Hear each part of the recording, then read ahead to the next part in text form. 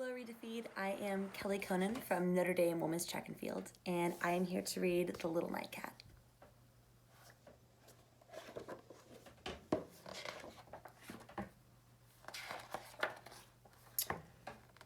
Sonia Danowski, The Little Nightcat.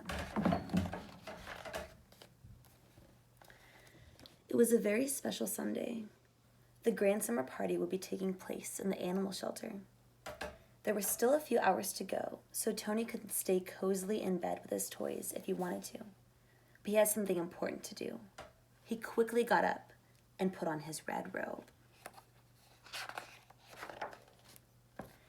He ran downstairs, sat at the kitchen table, and drew a panther. He did it really well. It was for a raffle at the animal shelter. The cats and dogs needed food and medicine, and that could cost a lot of money.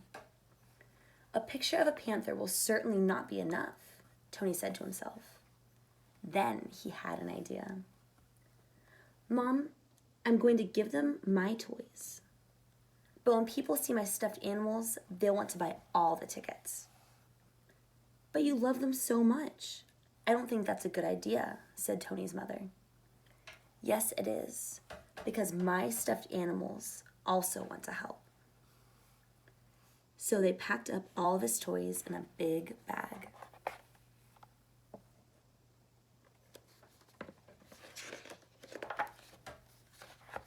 It's a picture of Tony and his mother packing up all their toys. They reached the animal shelter at noon. Mom carried the bag into the entrance hall. There were already a few other raffle prizes. Books and useful things, such as egg cups and candles. But next to Tony's cuddly toys, there were just consolation prizes. And the director of the animal shelter was absolutely delighted. Such wonderful stuffed animals! How can I ever thank you, Tony? And your drawing of a panther is much too beautiful to give away. We'll put it at a place of honor in the cat's room. Come on, let's hang it up. In the meantime, Mom got her cello from the car because there was going to be a little concert.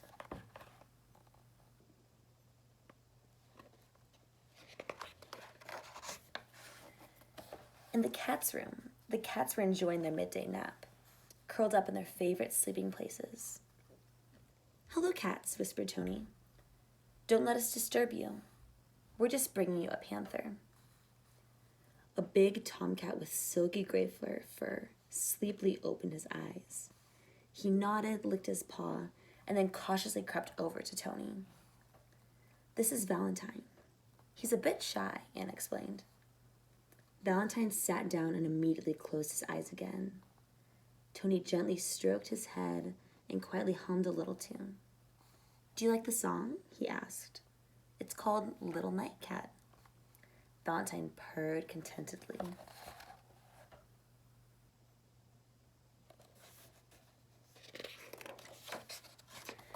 Outside, the summer party was beginning. The sun was shining, and in the courtyard, the decorations were fluttering in the breeze. Mom and Anne were on the stage, and they played the specially composed cat song. It sounded beautiful, and when Anne's dog howled in accompaniment, everybody laughed.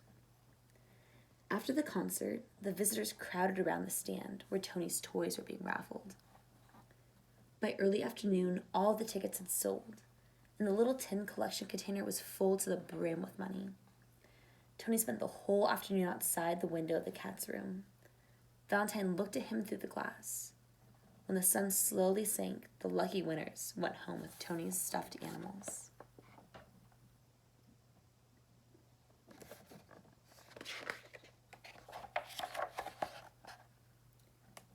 Here's a photo of Tony looking into Valentine's eyes in the cat room.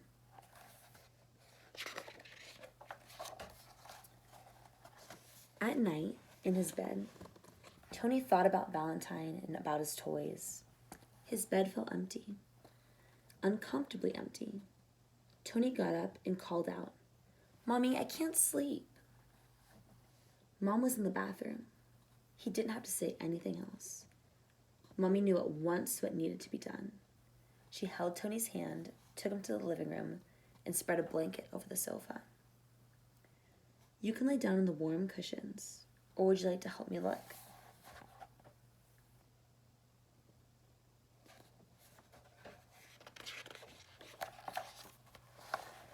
What are we looking for? Asked Tony. Mom climbed onto the chair, and from the top shelf of the cupboard, she passed a suitcase down to Tony.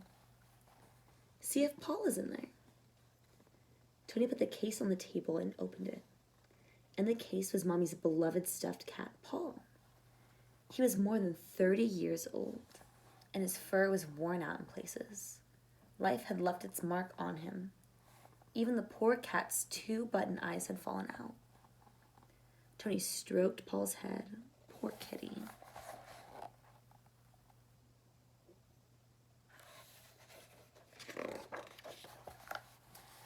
Tony had an idea. He ran into the bathroom and grabbed the round earrings from Mother's jewelry stand. They were shiny orange with a black circle in the middle. They were made just for Paul. Mommy sewed the new cat's eyes onto Paul's face.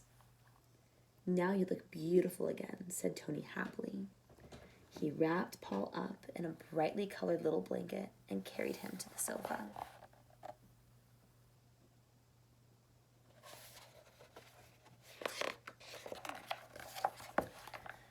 The two of them snuggled up on the soft cushions. Tomorrow I'll show you where I go to school, said Tony. A moment later, his eyes closed. During the night, he dreamed about 2 gray cats.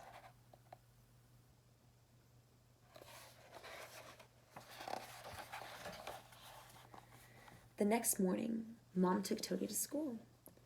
Paul sat in the bike basket. Mommy, will you bring Paul when you pick me up? He doesn't want to stay home by himself. Mom promised not to leave Paul alone.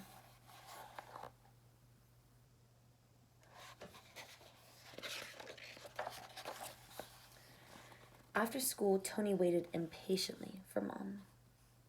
There she is. But where's Paul?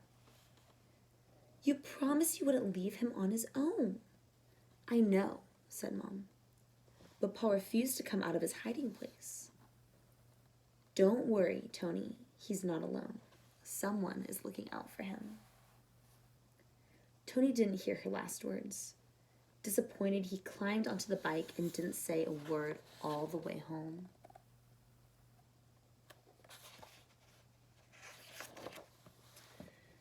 Tony was in a very bad mood and slammed the front door. 2 sparkling cat's eyes shone up at him. Valentine, what are you doing here? Cried Tony in surprise. Valentine was sitting on a stool in the hall. Paul was there too. Tony could hardly believe his eyes. Is Valentine going to stay with us, Mommy, for good? Yes. Valentine is going to live here, and we will look after Paul very nicely. Tony's face beamed as Valentine happily licked his paws.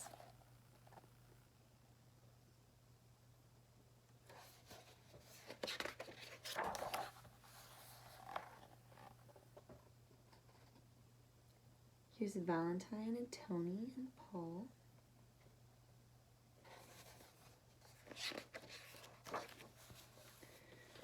Valentine quickly got used to living in his new home.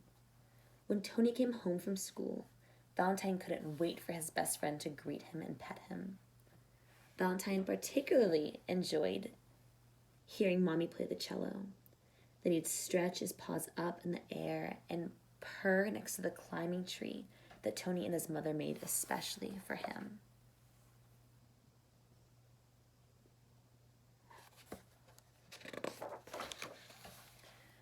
But one evening, when the sun sank down behind the roof of the town, Valentine suddenly ran out of the balcony door, climbed down the tree, and disappeared. He's just gone out for an evening walk. He'll come back soon, said Mom. Tony sadly lowered his head. But suppose he can't find his way home?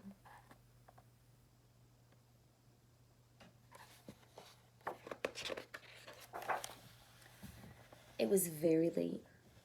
Tony was tired, but without Valentine, he couldn't get to sleep. He sat outside on the balcony and kept watch for Valentine.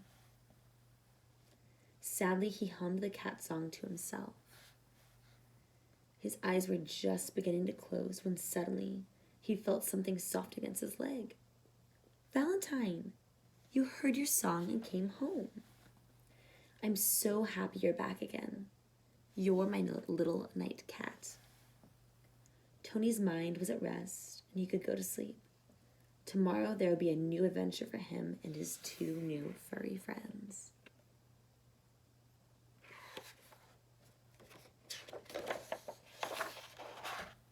And here's the tune of Little Nightcat. So thank you so much for your time.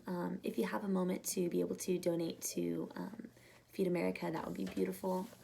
It's especially hard during coronavirus since a lot of kids who are fed at school do not have that access to nutrition right now. So if you could just make a small donation, that would be so appreciated. Thank you. Go Irish. Feed America.